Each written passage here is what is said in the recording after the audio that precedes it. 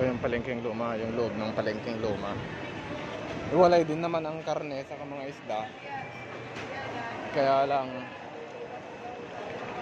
medyo masangsang na kasi ano eh, luma na. Kaya garang. Mas dami pa rin. Marami pa rin ang ano, mga paninda at mamimili. Kasi old model nga.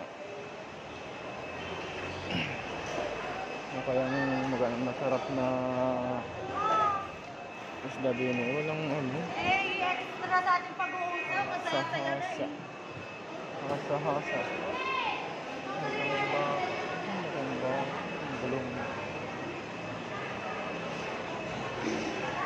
Ayos naman ang style. So, galunggong.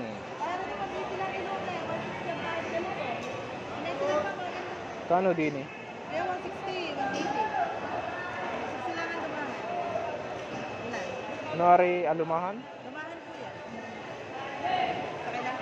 1 kilo. Alumahan. 160 ang kilo.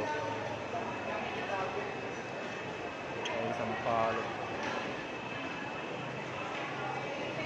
Ang asin.